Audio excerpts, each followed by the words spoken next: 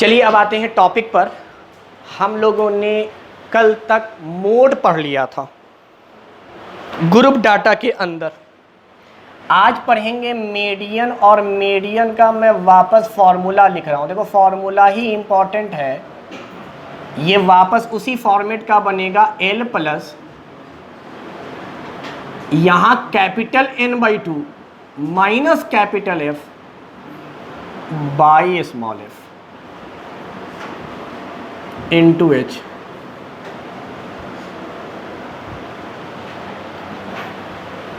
थोड़ा अगर रिश्ता समझना चाहो और याद अगर हो तो मैं इधर लिख देता हूँ दोबारा से मोड का फॉर्मूला। मोड में हमने क्या पढ़ा? L प्लस ब्रैकेट F1 नीचे दो गुना किया F1 का F2 और F0 माइनस करके। पहला रिश्ता समझ, वहां भी L यहां भी L, L के बाद वहां भी प्लस यहां भी प्लस, फिर उसके बाद ब्रैकेट, ब्रैकेट में मल्टीप्लाई H, यहां भी ब्रैकेट मल्टीप्लाई में H। मतलब फॉर्मेट एक जैसा है, फॉर्मेट एक जैसा है। फर्क कहां पर है? फर्क है ब्रैकेट में। ब्रैकेट के बाद ब्रैकेट से पहले दोनों फॉर्मूले में कोई फर्क ना है, फर्क ब्रैकेट में है। अच्छा, ब्रैकेट में भी अगर सोचें तो यहाँ ऊपर खाली F है, F1 बोल या खाली F बोल, और नीचे कुछ माइनस माइनस वाली चीज़ है। यहाँ इसी को उलट दिया गया, माइनस वाली चीज़ ऊपर आ गई, नीचे आ गया छोटा वाला F। जो माइनस वाली चीज़ वहाँ डिनोमिनेटर में थी वही चीज़ यहाँ न्यूमरेटर में है। मगर फिर भी ये फॉर्मूला मोड के लिए है, बिल्कुल अलग है, और ये मीडियन का है, तो फॉर्मूला तो आपको मीडियन का जानना ही चाहिए। अब आइए, L क्या है? तो L हर जगह लोअर लिमिट होती है। अब लोअर लिमिट किस क्लास इंटरवल का? मीडियन निकालते वक्त मीडियन क्लास का, मोड निकालते वक्त मॉडल क्लास। मोड से बना है मॉडल क्लास, मीडियन से बना है मीडियन क्लास। खैर, H क्या है? क्लास साइज या क्लास हाइट मीडियन क्लास की। स्मॉल f, जिसको आप वहां F1 कहते थे, हाईएस्ट फ्रीक्वेंसी, यहां पर कहा जाएगा खाली फ्रीक्वेंसी। हाईएस्ट वाईएस्ट ना, खाली frequency, frequency of median class, median class. अच्छा, कैपिटल F क्या है? तो कहेंगे एवव कॉम्युलेटिव फ्रीक्वेंसी।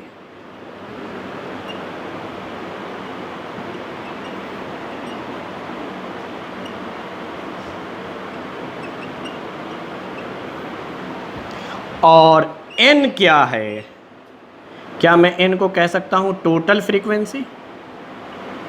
क्या मैं N को कह सकता हूं टोटल फ्रीक्वेंसी या सारे फ्रीक्वेंसियों का सम, या highest cumulative frequency? N equal to highest cumulative frequency. याद रखेंगे, हाईएस्ट कॉम्युलेटिव फ्रीक्वेंसी है, हाईएस्ट कॉम्युलेटिव फ्रीक्वेंसी। तो फिर से एक रिश्ता समझ में आया। यहां जो हम माइनस करते थे, हालांकि दो फ्रीक्वेंसी माइनस होती थी, इसीलिए ये दुगुना हुआ था। अगर एक माइनस होती तो दो गुना ना करते, एक माइनस होती तो दो गुना ना करते, लेकिन खैर दो गुना गुना को मारो गोली।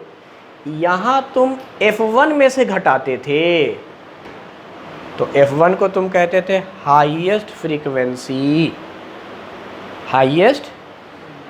तो तुम N को क्या कहे? हाईएस्ट कॉम्युलेटिव फ्रीक्वेंसी, यानी घटा रहे हो तुम हाईएस्ट में से, और कॉम्युलेटिव फ्रीक्वेंसी कहे हो तो कॉम्युलेटिव फ्रीक्वेंसी माइनस हो रहा है। इसको तुम फ्रीक्वेंसी कहे हो तो फ्रीक्वेंसी माइनस कर रहे हो। पैटर्न समझो, F1 को तुम यहां हाईएस्ट फ्रीक्वेंसी कहते थे तो फ्रीक्वेंसी में से फ्रीक्वेंसी माइनस कर रहे थे। N को तुम हाईएस्ट कॉम्युलेटिव फ्रीक्वेंसी कहे हो तो कॉम्युलेटिव फ्रीक्वेंसी माइनस कर रहे हो। यानी पैटर्न वही है, अगर डिफरेंस कभी करना होगा तो हम हाईएस्ट में से घटावेंगे, हाईएस्ट में से।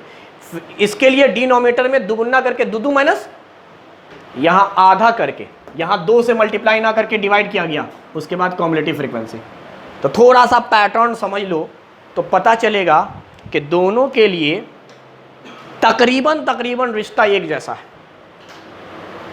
बस ख्याल क्या करना है, चूंकि मीडियन में फ्रीक्वेंसी भी है और कॉम्युलेटिव फ्रीक्वेंसी भी है, तो आपको फ्रीक्वेंसी और कॉम्युलेटिव फ्रीक्वेंसी दोनों निकालना पड़ेगा। अगर फ्रीक्वेंसी दिया हुआ है तो आप कॉम्युलेटिव फ्रीक्वेंसी निकालिए, जो कि सिखाया है जोड़ जोड़ कर, या कॉम्युलेटिव फ्रीक्वेंसी दिया हुआ है तो घटा घटा के फ्रीक्वेंसी निकालिए। दोनों निकालना पड़ेगा, तब जाकर सवाल बनेगा। लेकिन उससे पहले आपको समझना पड़ेगा कि ये मीडियन क्लास क्या है। तो मीडियन क्लास क्या है भाई? मीडियन का आंसर, मीडियन का रेंज, तो आप कह सकते हैं ना, it is range of median. जब भी क्लास इंटरवल पता चल जाए समझ जाओ मीडियन का आंसर इन्हीं के बीच में आना है। It is range of median, it is range of median का रेंज है। अच्छा, मॉडल क्लास सबसे हाईएस्ट फ्रीक्वेंसी के सामने वाला क्लास इंटरवल होता था, यानी पहचानना बड़ा आसान था, बड़ा आसान था। यहाँ पर मीडियन क्लास को पहचानने के लिए मीडियन क्लास क्या है भाई? मीडियन क्लास क्या? तो कहते हैं the class interval having cumulative frequency. Frequency पे नहीं निकलता है, वो फ्रीक्वेंसी पे निकलता था, ये निकलता है cumulative frequency. Either equal to n/2 value और ग्रेटर देन n/2 वैल्यू। पहले कोशिश करेंगे बराबर की, फिर ग्रेटर देन n/2 वैल्यू। थोड़ा सा सोचना पड़ेगा। यहाँ कॉम्युलेटिव फ्रीक्वेंसी से निकलेगा, फ्रीक्वेंसी से निकलेगा, और n/2 वैल्यू से निकलेगा, n/2 वैल्यू, n/2 वैल्यू। यानी ब्रैकेट के अंदर जो पहली चीज़ लिखी जाती है वो डिसाइड करता है क्लास इंटरवल को। वहाँ F1 लिखते थे तो F1 डिसाइड करता था, यहाँ n/2 डिसाइड करेगा। n/2 क्या है भाई? कॉम्युलेटिव फ्रीक्वेंसी का आधा। कौन सी कॉम्युलेटिव फ्रीक्वेंसी? सबसे बड़ी, सबसे हाईएस्ट कॉम्युलेटिव फ्रीक्वेंसी का आधा करके। अब देखता हूँ मैं, मेन मुद्दे वाली बात यही है, मगर ये सारी चीज़ एग्जाम्पल पे समझ में आती है, तो मैं एक एग्जाम्पल ले रहा हूँ। अब चलो यहाँ पे लिखता हूँ एग्जाम्पल। ये हमारा क्लास इंटरवल है 0 से 10, 10 से 20, 20 से 30, 30 से 40 और मान लो 40 से 50। बिल्कुल रेगुलर है, रेगुलर ही होना चाहिए, क्योंकि मैंने बताया था जब भी मीडियन और मोड निकालना होगा तो क्लास इंटरवल आपका रेगुलर होना चाहिए। रेगुलर के पीछे वजह क्या है? ये वाला फॉर्मूला, लोअर लिमिट और हाइट। लोअर लिमिट और हाइट इर्रेगुलर के लिए अलग आता है, रेगुलर के लिए अलग आता है।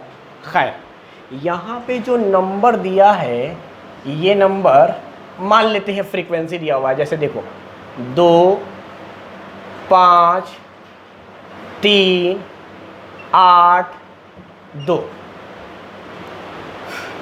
ऐसा कोई नंबर दिया हुआ है। तो ये नंबर तो फ्रीक्वेंसी है भाई। फिर से समझो, अगर मॉडल क्लास की बात करता तो सबसे हाईएस्ट फ्रीक्वेंसी ये होता F1, ऊपर वाला होता F0, नीचे वाला होता F2, और इसके ठीक सामने का ये वाला क्लास इंटरवल होता मॉडल क्लास 30 से 40। आंसर 30 से 40 के बीच में आता। मगर चूंकि सवाल मीडियन का है तो आपको एक लाइन और बनाना पड़ेगा। ये लाइन क्या कहलाएगा? तो आप कहिएगा कॉम्युलेटिव फ्रीक्वेंसी। आपको कॉम्युलेटिव फ्रीक्वेंसी बनाना पड़ेगा। कॉम्युलेटिव फ्रीक्वेंसी वाला नंबर है ये। तो भाई क्या बताया है? क्रॉस एडिंग, 2 में 0, 2 में 5, 7 3, 10 और 8, 18 और 2। तो क्या हम लोग ये कह सकते हैं सबसे हाईएस्ट कॉम्युलेटिव फ्रीक्वेंसी इस क्वेश्चन में क्या है?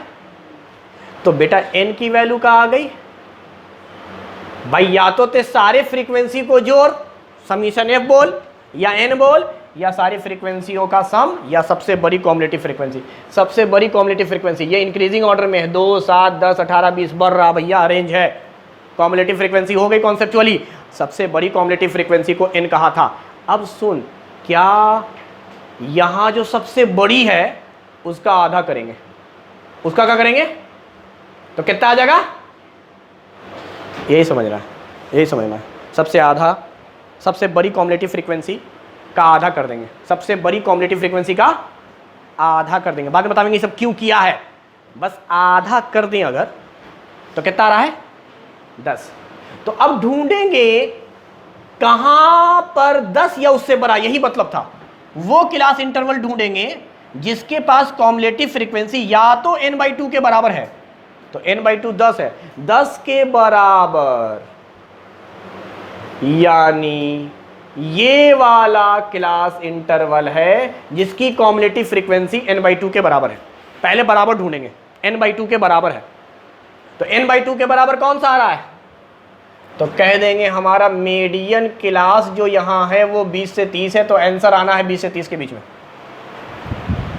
सबसे पहले कॉम्युलेटिव फ्रीक्वेंसी निकालने के बाद यही काम करना है कि सबसे पहले बराबर ढूंढना है। अब यहीं पे समझो, अगर ये 10 ना होता, 10 की जगह पर 9 हो जाता, और n/2 कितना है, और 10 है ये ना है, तो आपको 10 के बाद सोचना है, छोटा नहीं, 10 या उससे बड़ा।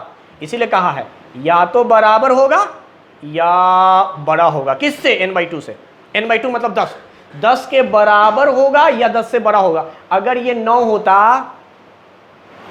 तो फिर ये वाला लेते, 10 से बड़ा, 10 से बड़ा, या यही अगर 11 हो जाता तो फिर यही लेते। अगर 10 ना हो के 11 हो जाता तो ठीक 10 या उससे बड़ी कॉम्युलेटिव फ्रीक्वेंसी ढूंढनी है। ठीक 10 या 10 से बड़ी, 10 मिल जाएगा तो ठीक, 10 नहीं मिलेगा तो 10 से बड़ी। अब सुनते हैं यहीं पे कहानी। फ्रीक्वेंसी में कुछ आधा उधा नहीं किया था, सीधे कह दिया था सबसे बड़ी फ्रीक्वेंसी मॉडल क्लास होती है।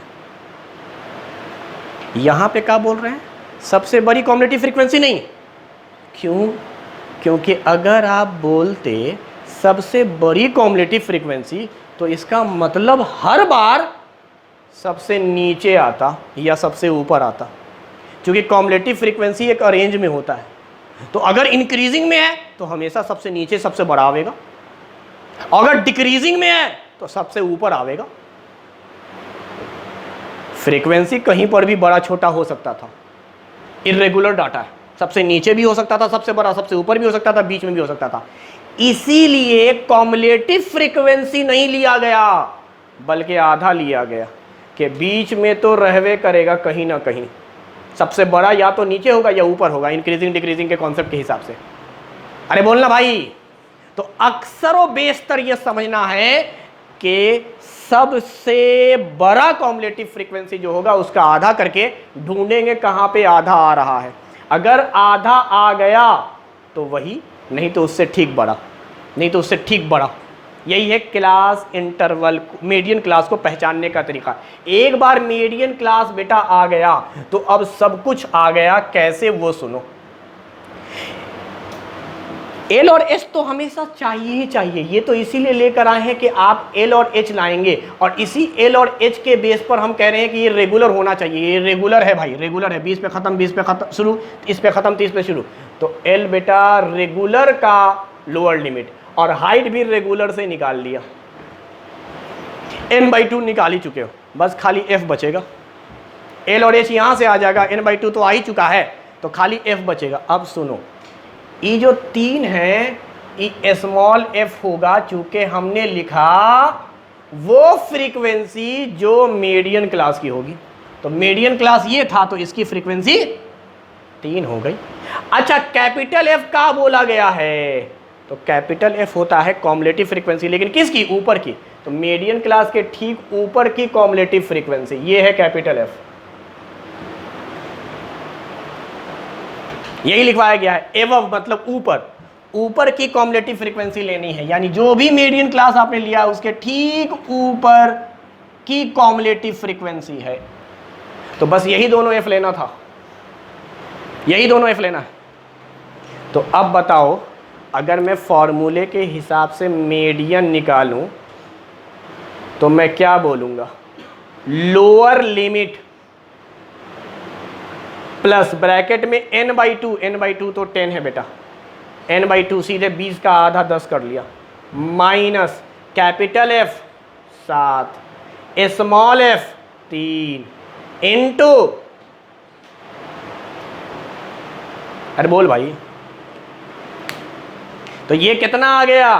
3/3, 1 में 10 से मल्टीप्लाई, 20 और 10 30। मीडियन की वैल्यू 20 से 30 के बीच में तो होना ही था। 20 भी हो सकता है, 30 भी हो सकता है, बीच में भी हो सकता है। तो तरीका यही है निकालने का कि आपको काम ये करना है। अब हम खुद से एक क्वेश्चन सोचते हैं और कोशिश ये करेंगे कि इस क्वेश्चन में आपको दोनों निकलवाएं ताकि प्रैक्टिस हो जाए, मीन भी, सॉरी मीन कह रहा हूं, मीडियन भी और मोड भी।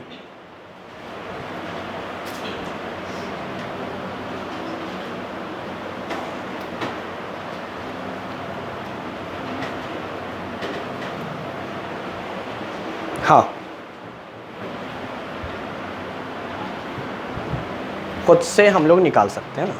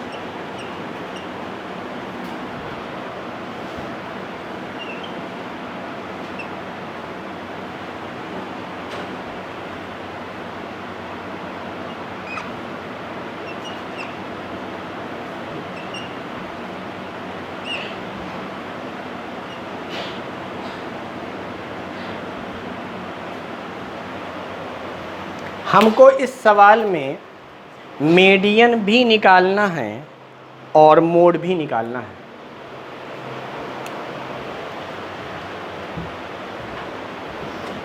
मार्कर ले आओ, कोई मार्कर चल ना रहा।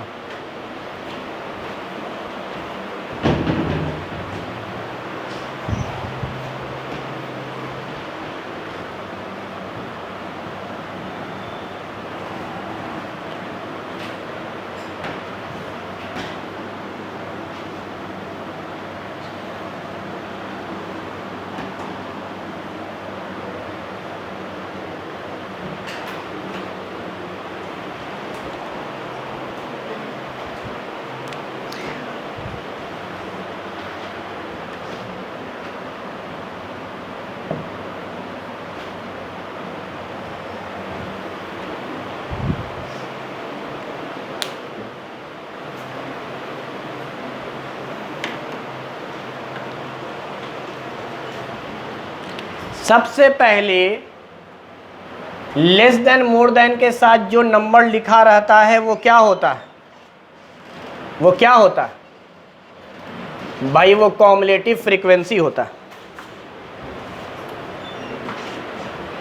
और दिख भी रहा है मुझे कॉम्युलेटिव फ्रीक्वेंसी, दिख भी रहा है मुझे कॉम्युलेटिव फ्रीक्वेंसी।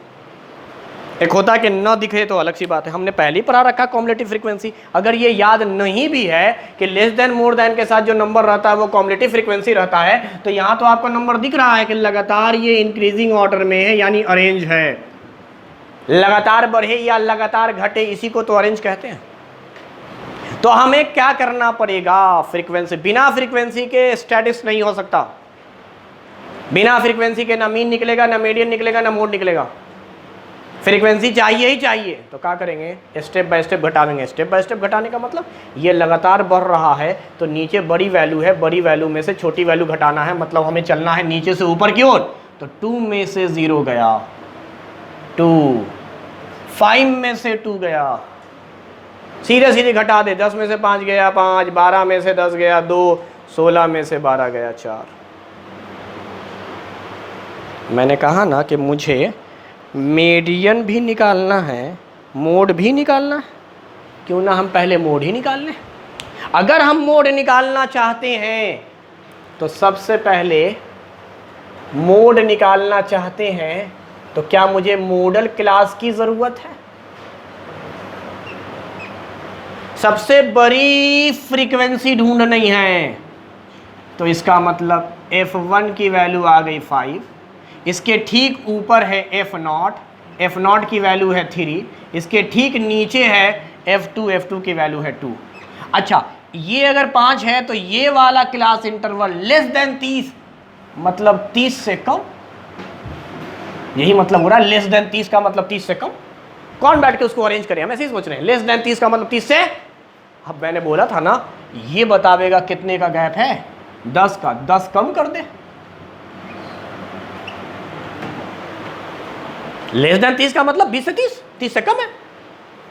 तो जैसे ही ये लिखा, और मैंने कहा है जब भी वर्ड में होगा हम ये मान के चलेंगे कि हम इसको रेगुलर में लिखेंगे, अरेंज करके लिखेंगे। तो ये अरेंज है बेटा, तो लोअर लिमिट 20, हाइट फॉर्मूला लगा दे, मीडियन का formula L plus F1 by twice of F1 minus 3 minus 2 into 10।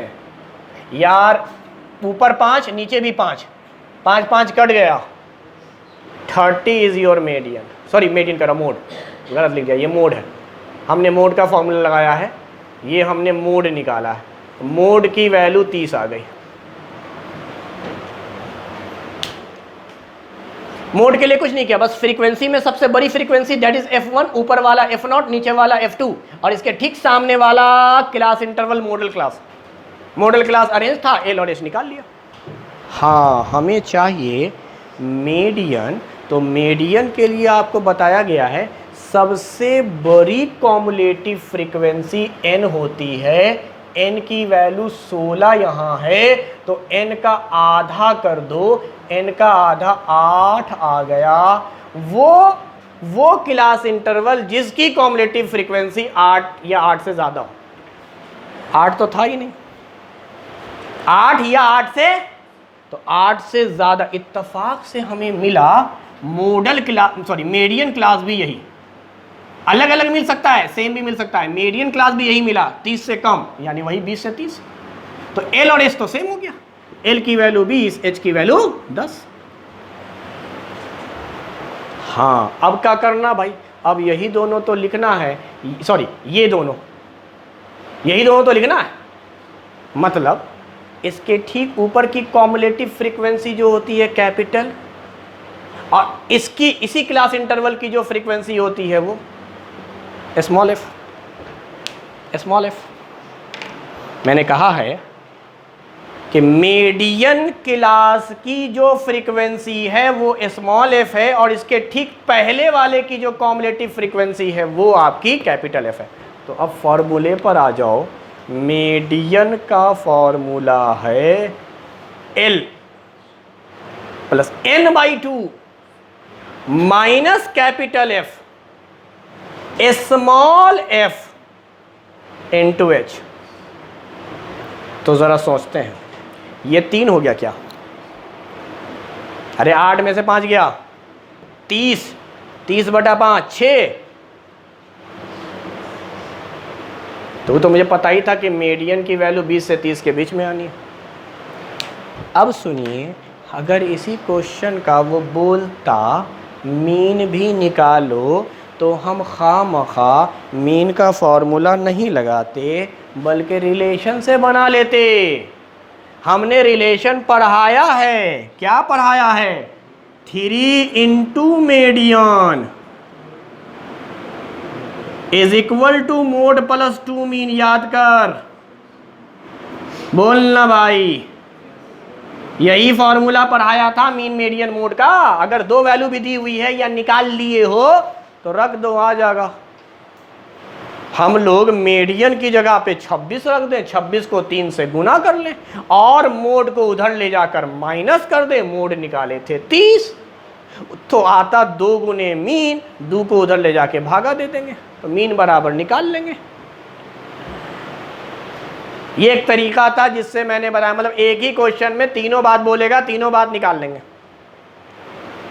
ये टाइम बर्बाद नहीं करेंगे कि इसको बैठ के हम बना रहे हैं 0 से 10, क्या ज़रूरत है भाई। सीधी सी बात है, मुझे बस ये देखना है कि कॉम्युलेटिव फ्रीक्वेंसी दिया है, तो हाँ कॉम्युलेटिव फ्रीक्वेंसी दिया है, कॉम्युलेटिव फ्रीक्वेंसी से फ्रीक्वेंसी निकाल लेंगे। बिना फ्रीक्वेंसी के सवाल बढ़ ही नहीं सकता। अब फ्रीक्वेंसी जैसे ही आ गई, सबसे बड़ी फ्रीक्वेंसी देखकर F1 बोल दिया, ऊपर वाला F0, नीचे वाला F2, इसके ठीक सामने वाला मॉडल क्लास मोड आ गया।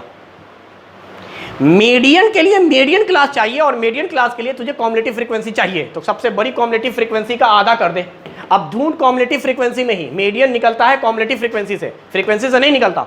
तो कॉम्युलेटिव फ्रीक्वेंसी का आधा करने के बाद ढूंढेंगे कहां पर वैल्यू 8 या 8 से ज्यादा आ रहा है। अगर 8 मिल जाता तो वही वाला लेते, 8 नहीं मिलेगा तो 8 से ठीक ज्यादा वाला, तो 8 से ठीक ज्यादा वाला 10 है तो 10 वाला हो गया। इत्तफाक ऐसा था कि जो मॉडल क्लास की वैल्यू आ रही है, मीडियन क्लास की वैल्यू भी यही आ रही है।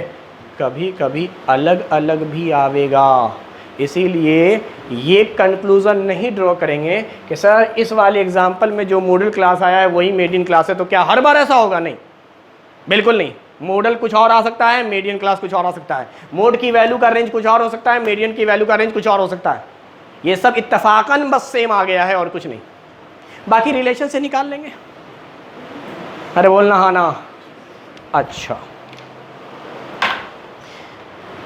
अब सुनिए, अगर हम बाकायदा मीन ही निकालना चाहते थे तो हम टाइम क्यों बर्बाद करेंगे मीडियन और मोड निकालने में?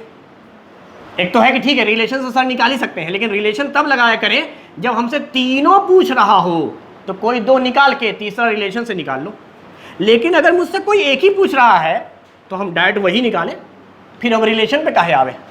क्योंकि रिलेशन के लिए आपको पहले 2 वैल्यू निकालनी पड़ेगी, तब आप रिलेशन से बना पाएंगे तीसरी वैल्यू। तो जितना टाइम तुमको लगेगा 2 वैल्यू निकालने में, उससे कम टाइम में हम डायरेक्ट मीन निकाल सकते हैं। मीन को लास्ट में इसलिए पढ़ा रहे हैं कि हमारे यहाँ मीन निकालने का 3 फार्मूला है। क्या फार्मूला है? लगावेंगे हमेशा एक, मैं बता दूंगा तीनों से लगावेंगे, क्योंकि उसको तो ऑब्जेक्टिव क्वेश्चन से मतलब है, उसको थोड़े पता है कि तुम कौन से मेथड से बनाए हो, उसको तो आंसर से मतलब है। उसको थोड़े पता कि दूसरे से टिपे हो, तुक्का मारे हो, कि बाकायदा सॉल्व किए हो, उसको क्या पता। हाँ, लेकिन फार्मूला तीनों इसलिए बतावेंगे क्योंकि डायरेक्ट क्वेश्चन यही पूछ दे कि ज़रा बताओ तो मीन निकालने का वो तीनों फार्मूला कौन कौन है, या कोई एक फार्मूला पूछ ले कि यही फार्मूला बता, निकाल मत, बस फार्मूला बता दे। तो फार्मूला हमको तीनों पता होना चाहिए, और तीनों फार्मूला से हम जब आंसर निकालेंगे तो आंसर सेम आवेगा, इसलिए भी थोड़ा सा बता देंगे। वरना आप जब भी कभी मीन बोले तो जो पहला फार्मूला पढ़ा रहे हैं उसी से निकालेंगे। अब सुनिए, जब मैंने कहा मीन निकालने का 3 फार्मूला है, तो इत्तेफाक से इन तीनों फार्मूला का नाम भी है। पहला फार्मूला जो सबसे आसान फार्मूला है उसको कहते हैं डायरेक्ट मेथड, और यही लगाया कीजिए क्योंकि सबसे आसान मेथड यही है, जल्दी आंसर दे देगा डायरेक्ट मेथड। तो जब कभी भी मीन निकाले को बोलेगा, हम हमेशा डायरेक्ट मेथड को फॉलो करेंगे। अब सवाल ये उठता है कि सर डायरेक्ट मेथड का फॉर्मूला क्या है? तो डायरेक्ट मेथड का फॉर्मूला है, ये होता है जोड़, समीशन। किसको जोड़ो? fx को, और नीचे समीशन f। अब समीशन एफ की जगह पे आप कैपिटल एन भी लिख सकते थे, सबसे बड़ी कॉम्युलेटिव फ्रीक्वेंसी या सारे फ्रीक्वेंसियों का सम। तो summation F X by summation F, यही formula, summation F X by summation F. सारे फ्रीक्वेंसियों को जोड़ना है और यहां एफ एक्स को जोड़ना है, यानी पहले एफ एक्स निकालो फिर जोड़ो। ये सबसे अच्छा मेथड है, हम इसी मेथड को तरजीह देते हैं। अब सुनिए, मैं फॉर्मूले के तौर पे पहले लिखवा देता हूं। दूसरा फॉर्मूला है एज्यूम्ड मेथड, जिसमें आपको कुछ चीज़ें एज्यूम करनी है, वो मैं आगे बताऊंगा। फॉर्मूला क्या है भाई? तो फॉर्मूला है mean is equal to A plus summation F D by summation F.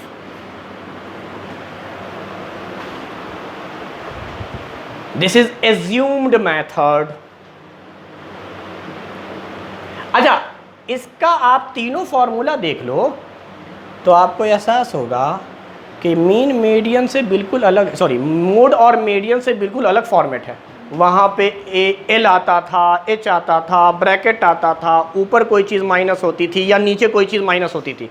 यहाँ ऐसा कोई फॉर्मेट है ही नहीं।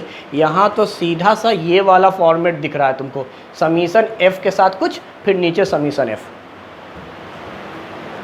आखिरी है स्टेप डिविएशन मेथड। स्टेप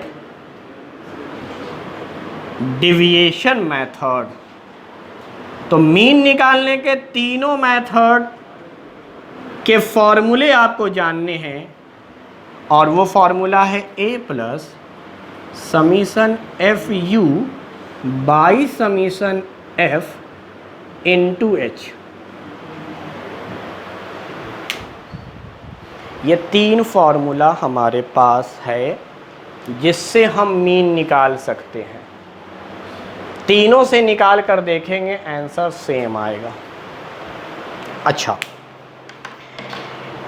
अभी तक जो बातचीत हुई है उसमें आपको एफ अच्छे से पता है, फ्रीक्वेंसी होता है, इर्रेगुलर नंबर। एक्स भी पढ़ाया है, क्लास मार्क, और इसी एक्स की वजह से अब हम ये कह सकते हैं कि हमारा क्लास इंटरवल रेगुलर रहे कि इर्रेगुलर रहे, कोई फ़र्क नहीं पड़ता। क्योंकि मैंने पढ़ाया था इर्रेगुलर से रेगुलर या रेगुलर से इर्रेगुलर आने पर एल बदलता है लोअर लिमिट, यू बदलता है अपर लिमिट, क्लास हाइट बदलता है। तीन चीज़ें बदलती हैं, जो नहीं बदलता है वो है क्लास साइज़, यानी एच नहीं बदलेगा, सॉरी एक्स नहीं बदलेगा। इसीलिए क्लास मार्क रेगुलर करके बनाओ या इर्रेगुलर करके बनाओ, कोई फ़र्क। पर एक जहन में सवाल उठा कि सर डायरेक्ट मेथड में ना क्लास मार्क है, बाकी दो मेथड में कहाँ एक्स है?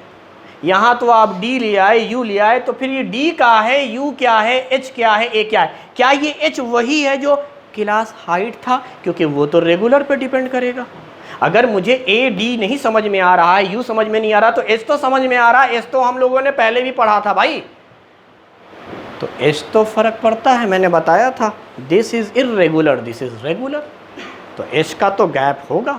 तो सुनिए, यहाँ पर ये एच वो एच नहीं है। पहली बात, आपको भले न दिखे, लेकिन ये फॉर्मूला जब पता होगा तो मैं अब समझाना चाह रहा हूँ। सुनो, समीशन एफ यहाँ भी समीशन एफ, अभी समझो खाली, समीशन एफ यहाँ भी, यहाँ पर क्या है रे? कहो एक्स है।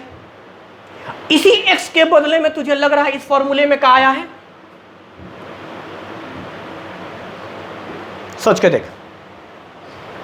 अगर हमको फॉर्मूला याद है तो क्या ये बात हम लिख सकते हैं कि भाई यहां पर समीशन एफ ऊपर भी नीचे भी, समीशन एफ ऊपर भी, समीशन एफ नीचे भी, यहां पर एक्स था, यहां पर एक्स के बदले में ए प्लस डी आया है?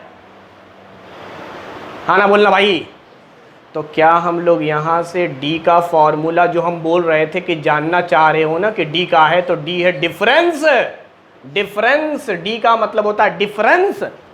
तो एक्स में से एक घटा दोगे, डी आ जाएगा। उस सब दिखलावेंगे आगे हम करके। डी फॉर डिफरेंस, डिफरेंस के लिए लफ्ज आया एक्स माइनस ए। अब सवाल है, डी तो सर डिफरेंस था, हमको ये दोनों फार्मूला याद था तो हमने निकाल लिया ई वाला रिश्ता, ई वाले रिश्ते से डी समझ में आ गया, D for difference, x for class mark, यानी डी कहीं ना कहीं एक्स पर डिपेंड कर रहा है और एक्स रेगुलर इरेगुलर पे डिपेंड नहीं कर रहा है, इसलिए ये भी आप निकाल लो, रेगुलर से इरेगुलर से कोई फर्क। सवाल ये कि ए का है सर, अरे ढक्कनो, इसी ए के लिए तो फॉर्मूले का नाम पढ़ा है एज्यूम्ड। एज्यूम्ड मतलब माना गया, ए है एज्यूम्ड का assume, assumed value, assumed from x. अब ये सब जब पढ़ाएंगे एग्जाम्पल देके तब समझ में आएगा, अभी फिलहाल लिख दिया सही।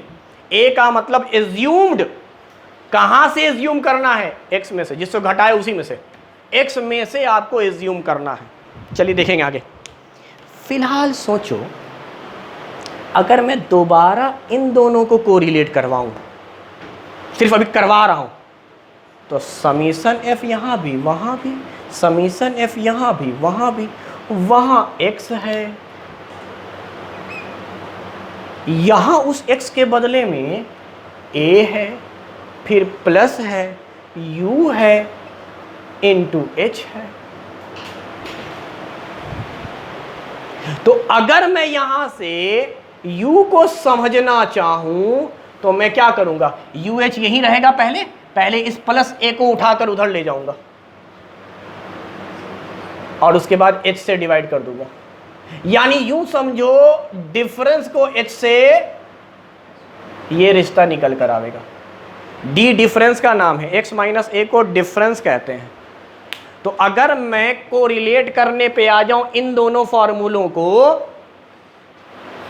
तो मुझे समझ में आ रहा है x बराबर a plus u into H. तो u बराबर क्या निकालूंगा, मैं हर वो चीज निकालना चाहता हूं जो f के साथ है, f के साथ मल्टीप्लाई में है। यहाँ d था तो d बराबर निकालना चाह रहा हूँ, यहाँ u था तो u बराबर निकालना चाह रहा हूँ, और निकाल इसी फॉर्मूले से कोरिलेट करके रहा हूँ। तो पता क्या चला कि u की वैल्यू आ रहा है x minus A by H. देख इस इक्वेशन से ये प्लस वाली चीज पहले जाएगी यहाँ, फिर यहाँ गुना में था तो भागा।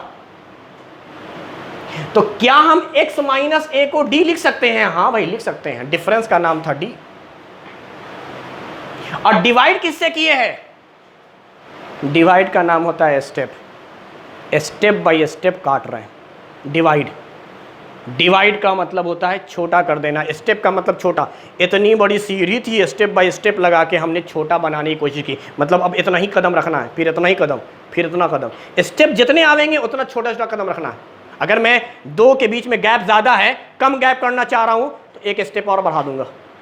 तो स्टेप के माने डिवाइड होते हैं बेटा।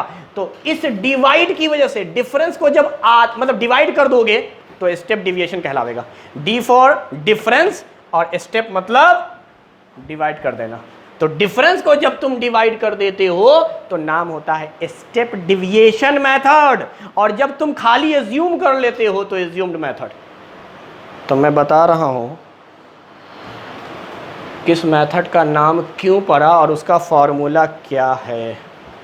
आखिरी बात, जहाँ कुछ नहीं करना था उसका नाम डायरेक्ट मेथड, न एज्यूम करना है, न डिवाइड करना है, न मल्टीप्लाई, कुछ नहीं, एक्स मार्क है भाई, इसलिए वो ज़्यादा अच्छा मेथड है। आखिरी बात, अभी तक इतना समझ में आया सर कि ए कोई एज्यूम्ड वैल्यू है और एक्स हमारा क्लास मार्क है, तो क्लास मार्क में से ई घटा देंगे तो डी आ जाएगा। चलिए डी तक समझ में आ गया कि डी हम आराम से निकाल सकते हैं, कोई वैल्यू एज्यूम कर लेंगे और एक्स में से घटा देंगे। ई एच का बला है जिससे हमें डिवाइड करना है, तो H is also assumed value. यहां दोनों एज्यूम्ड वैल्यू हैं, ए भी और एच भी, और हमेशा एज्यूम्ड वैल्यू कहां से होगा? क्लास मार्क से, क्लास मार्क से। अब मैं एक एग्जांपल देता हूं, अब ये सब हटा देता हूं। सिर्फ आज हम डायरेक्ट मेथड बनाते हैं, सिर्फ डायरेक्ट मेथड।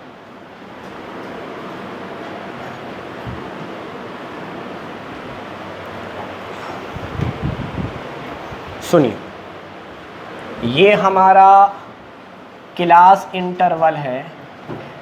मैं जानबूझकर इर्रेगुलर ले रहा हूँ। 1 से लेकर 10 नहीं, 1 से लेकर 9, 11 से लेकर 19, 21 से लेकर 29, 31 से लेकर 39 और 41 से लेकर 49। ये हमारा क्लास इंटरवल।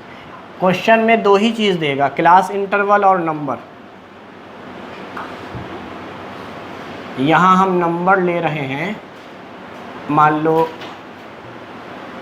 5, यहाँ ले रहे हैं 2, यहाँ 1, यहाँ 4, यहाँ 3।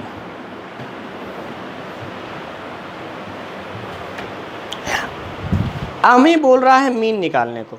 मैंने पहले ही कहा जब कुछ नहीं कहेगा तो हम डायरेक्ट मेथड से निकालेंगे।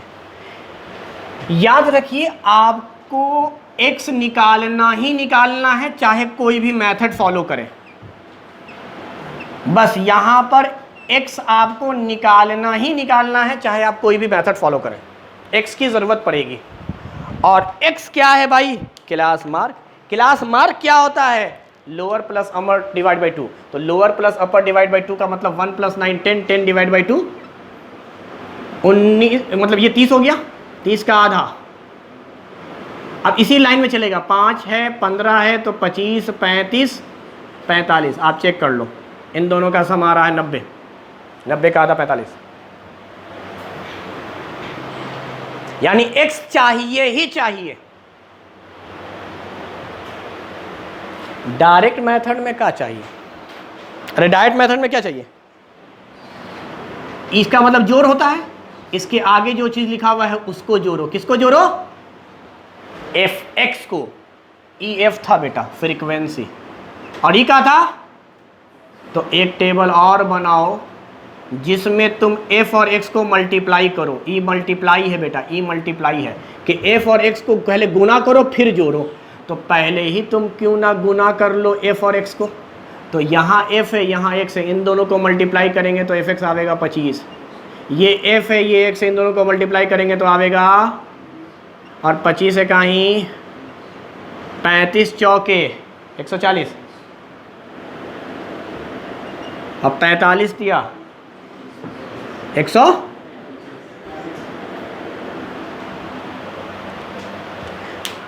अब सुनो, अगर हम सारे fx को जोड़ दें तो जो सम आवेगा उसको यहाँ लिख रहे हैं, और इसी का नाम है समीशन fx। समीशन मतलब जोड़ा गया है।